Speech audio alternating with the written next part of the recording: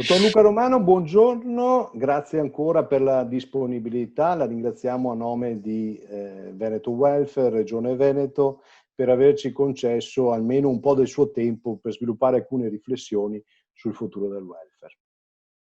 Per me è un onore partecipare, ho seguito anche i servizi che avete già fatto, molto interessanti, e quindi è un contributo che si dà molto volentieri.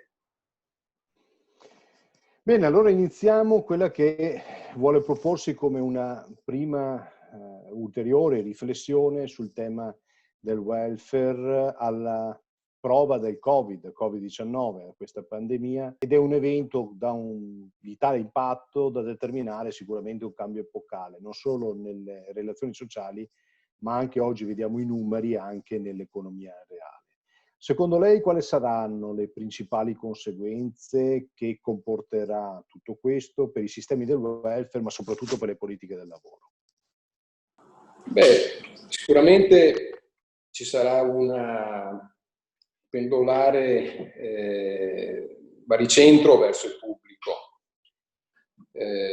Fino a prima della pandemia, nonostante la crisi del 2008, comunque era il mercato che aveva preso il controllo, diciamo, dei processi, e con momenti anche piuttosto turbolenti, ma sembrava comunque avere diciamo la scena libera.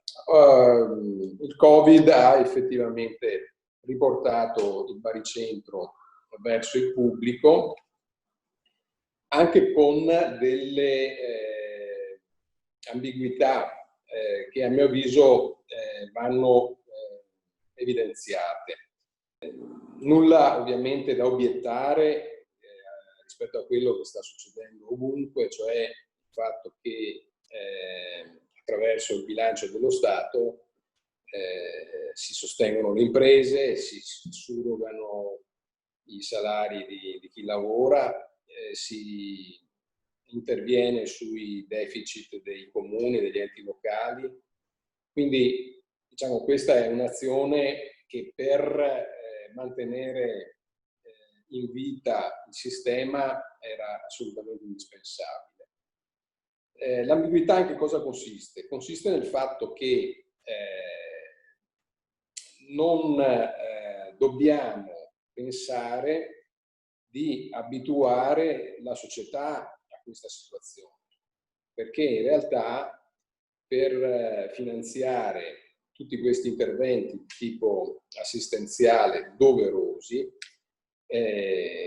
la leva fiscale è la fonte da cui attrarre le risorse, e quindi è evidente che per produrre gettito fiscale bisogna fare impresa, bisogna rimettere in condizione le imprese di lavorare, bisogna creare lavoro nuovo che sostituisca quello che si andrà sicuramente a perdere, e quindi ci vuole un pubblico per, diciamo così, l'assistenza, ma ci vuole un'intelligenza del pubblico che sa dare spazio al privato quanto prima per la ripartenza che tutti speriamo sia molto, molto intensa, molto, molto forte.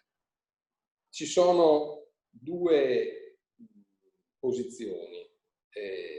Io mi schiero, diciamo, sicuramente per la seconda. Diciamo che la prima è quella relativa, chiamiamola, a un adattamento all'emergenza, identificata con la famosa ad abbassare nottata, rispetto a cui dopo, quando si riparte, si pensa in modo molto, molto forte che si ritorna a fare come si faceva prima. La seconda posizione io la trovo sicuramente non tanto più realistica, ma comunque da perseguire con una certa convinzione soprattutto da parte delle, chiamiamo, delle classi dirigenti in senso esteso della nostra regione, ma del paese più in generale. Cioè viene definita sostanzialmente resilienza trasformativa, cioè, fra virgolette, usare la crisi per le opportunità che fornisce nell'indebolire alcuni poteri di resistenza che hanno incrostato il nostro sistema. Lei cita la resilienza trasformativa come uno degli elementi che di fatto sta anche mettendo in discussione il ruolo degli enti locali e il ruolo dei corpi intermedi, della rappresentanza, quindi diciamo i quali necessariamente e fortunatamente si stanno ritagliando una prospettiva completamente nuova rispetto al passato. C'è stato un periodo storico in cui si riteneva che questi organismi non fossero più necessari, cioè che ci potesse essere un rapporto diretto tra la politica e la base, la cittadinanza. Ecco, come vede lei oggi una sorta di rivalutazione del ruolo strategico dei corpi intermedi? Certamente è un elemento che ha caratterizzato la vitalità della nostra democrazia e soprattutto ha permesso di articolare, no, in modo molto diffuso, in modo ridistribuito il processo di sviluppo del nostro paese e di conseguenza corpi intermedi e enti locali rappresentano due pilastri di questa dimensione, diciamo così, popolare e inclusiva, no, dei processi economici. Quindi va salutata molto positivamente. Sul loro ruolo io metterei l'accento di nuovo sulla, diciamo così, un'ambivalenza che nei prossimi mesi si potrebbe manifestare in modo ancora più evidente, ovvero sicuramente le rappresentanze sociali, nel momento in cui il governo ha disposto, no, le strategie per affrontare l'emergenza, hanno avuto un ruolo molto positivo di catena, di favorire, no, la catena di trasmissione alla società dell'iniziativa. E così pure i comuni, io rimango, diciamo, sempre molto sorpreso dalla velocità con cui hanno utilizzato i 400 milioni del Fondo per la solidarietà alimentare che a marzo il governo aveva con un decreto disposto, e attraverso la protezione civile nel giro di una settimana i bonus sono arrivati ai cittadini. Ovviamente l'alimentare è un tema molto stringente di una emergenza, però lì abbiamo visto che non c'era burocrazia, non c'era lentezza, i comuni sono stati la mano proprio veloce ed efficace dello Stato.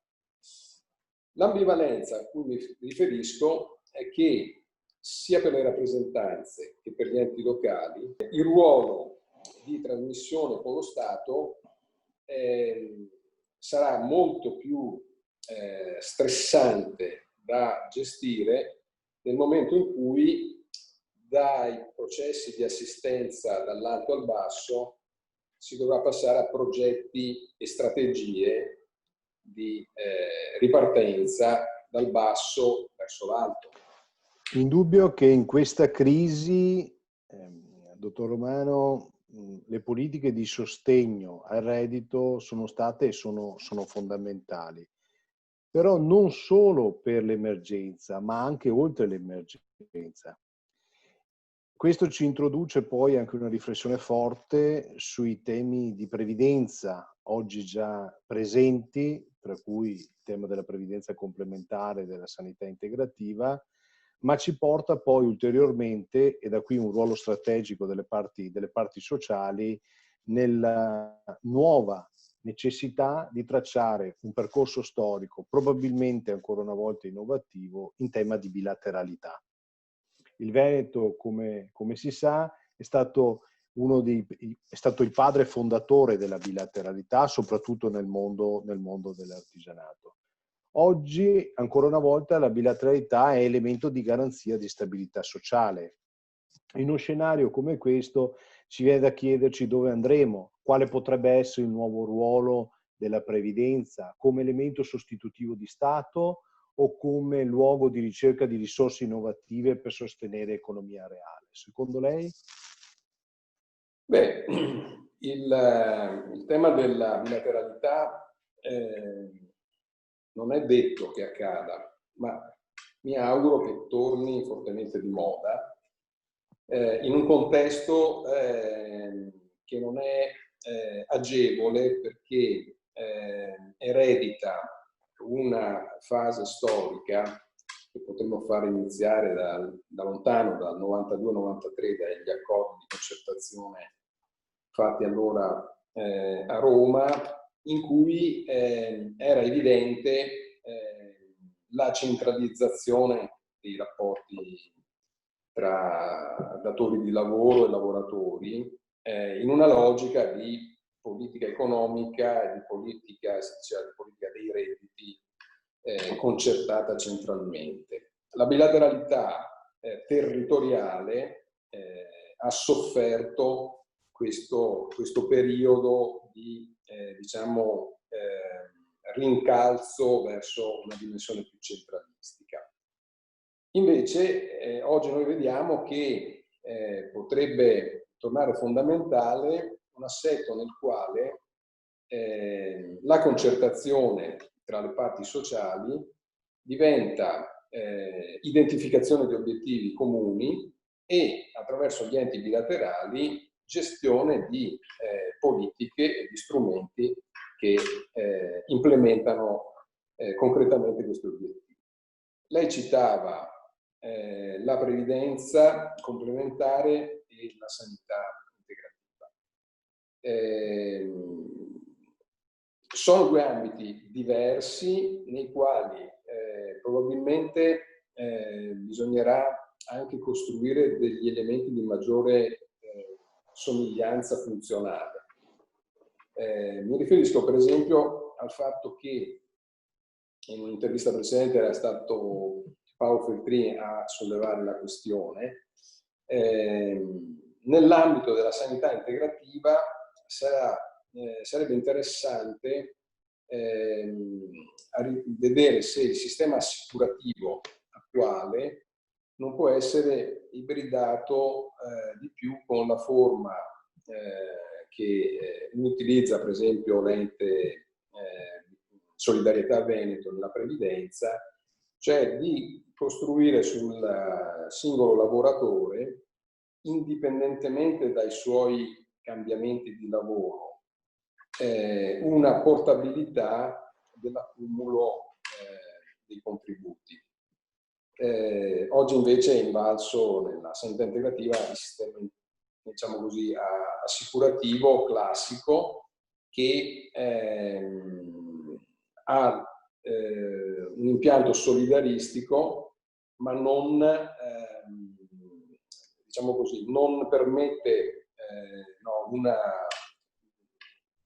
fiduciarietà strategica da parte del lavoratore, perché appunto non è strutturato secondo questo concetto della portabilità.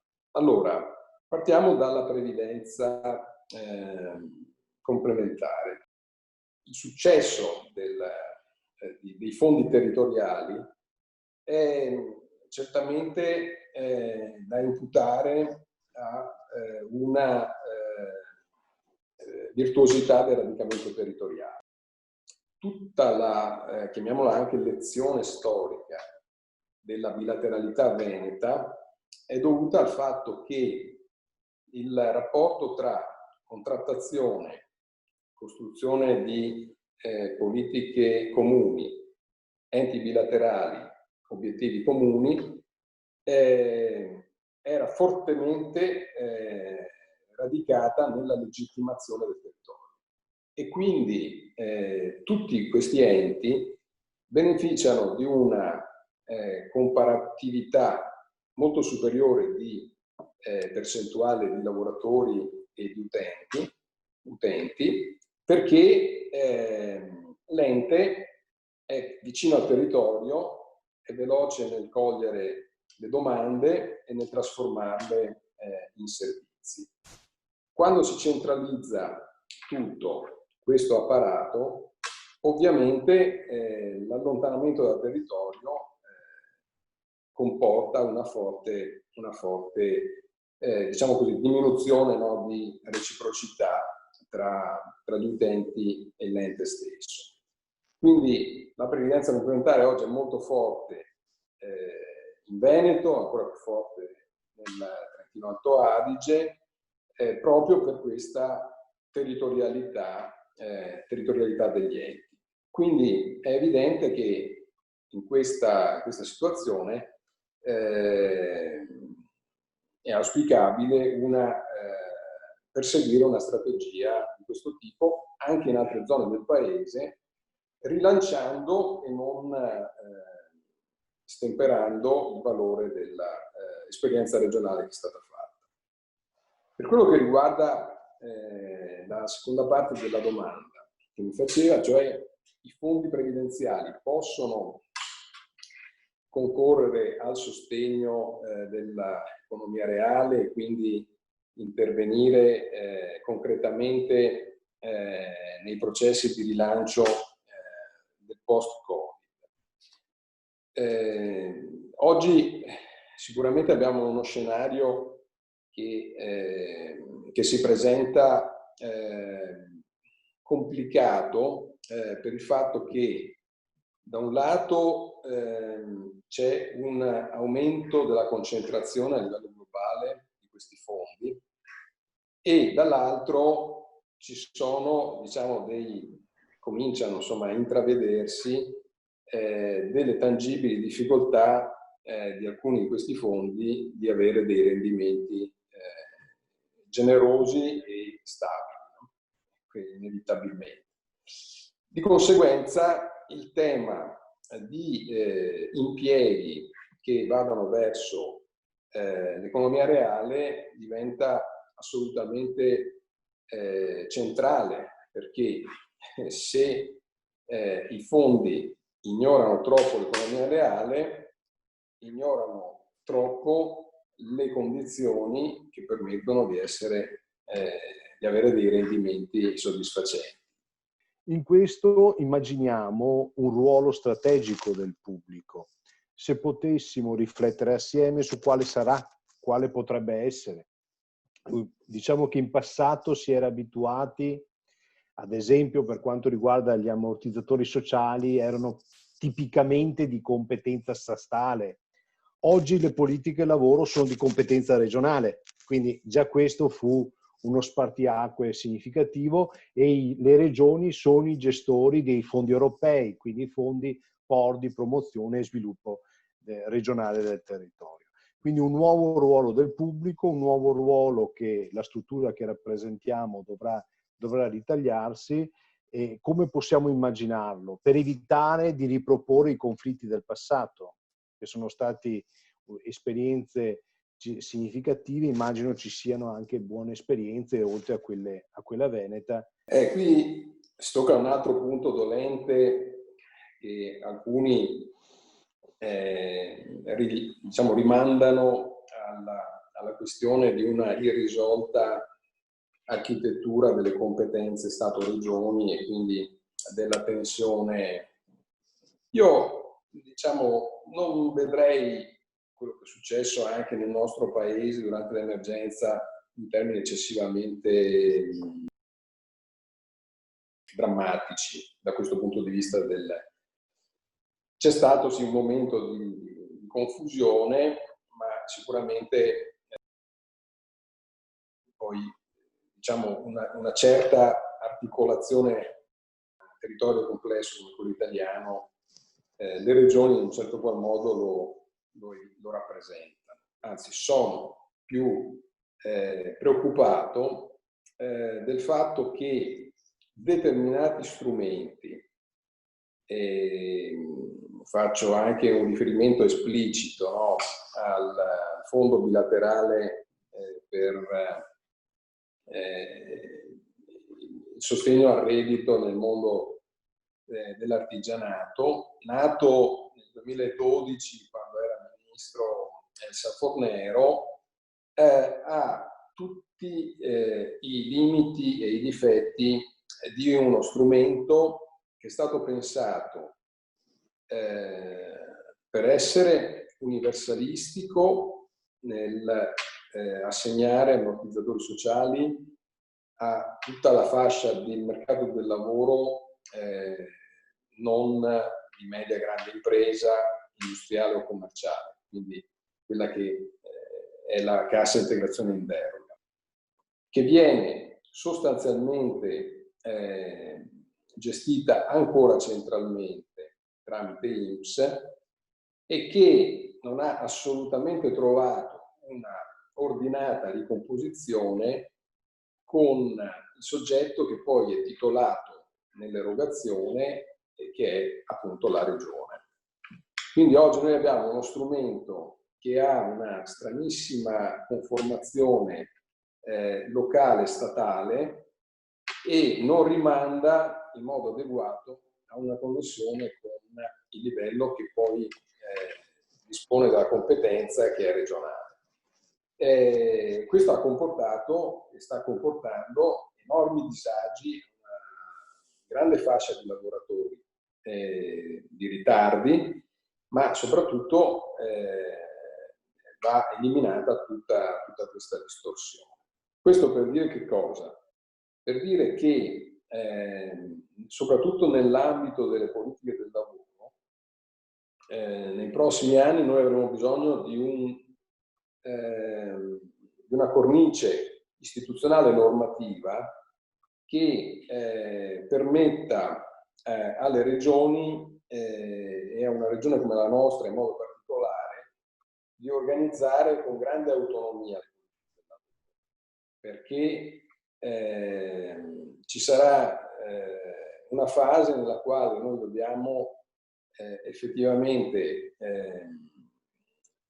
dare per perduti tutta una serie di settori economici e ci sarà l'esigenza fortissima di formare chi perde il lavoro per trasferirlo in settori più promettenti.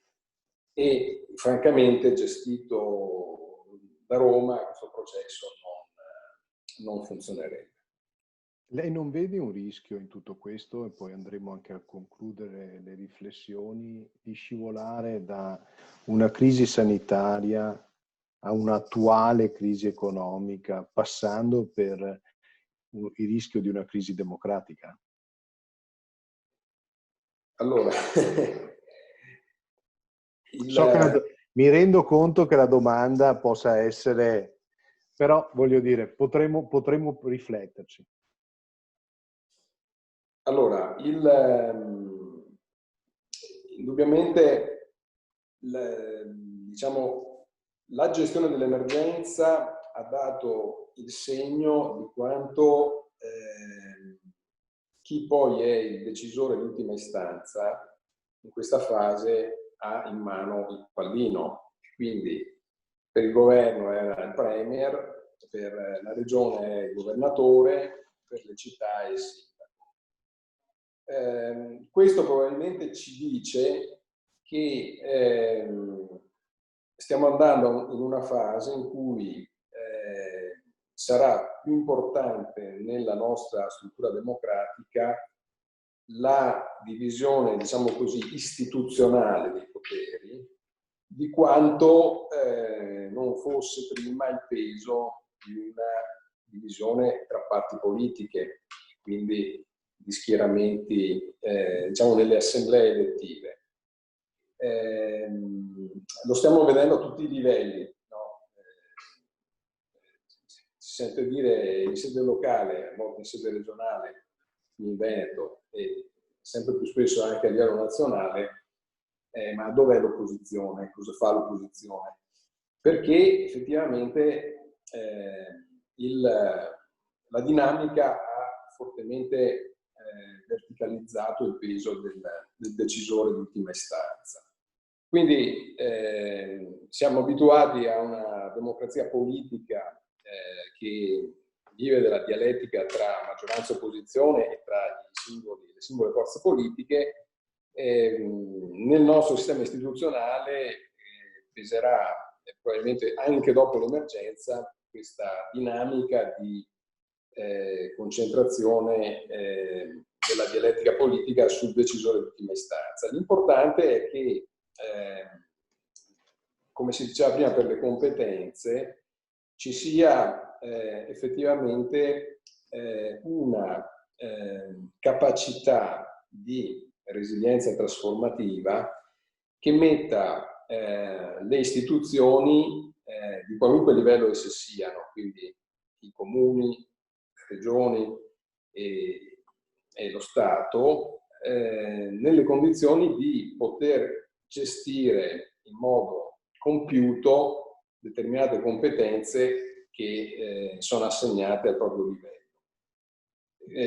Abbiamo visto per esempio nel caso della sanità che insomma una regione come il Veneto, ma anche l'Emilia Romagna, anche la Toscana in un certo senso, hanno fatto nella propria autonomia un valore operativo che ha dato delle risposte molto più efficaci che se fossero dipese da un organismo centrale ministeriale che dir si voglia. Quindi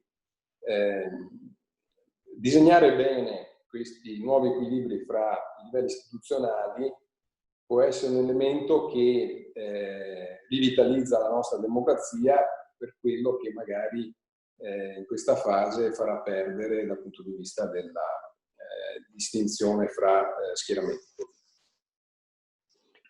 Grazie dottor Romano, grazie ancora per l'ampia disponibilità per la sua intervista. La collaborazione tra Veneto Welfare e lei sta andando avanti su vari filoni, tra cui la tracciabilità di quelli che sono poi gli interessi e le prospettive dei vari fondi di previdenza complementare e di sanità integrativa con relative risorse e investimenti reali. Diciamo che probabilmente quello che è terminato e in qualche modo sta iniziando nel dopo Covid è che tutto quello che è economia deve portare con sé una certa sensibilità anche di carattere sociale, portandoci poi ai fondamentali della comunità in cui viviamo. Grazie e la seguiremo su vari fronti su cui sappiamo benissimo lei essere impegnato. Grazie ancora, dottore. Arrivederci, grazie a voi.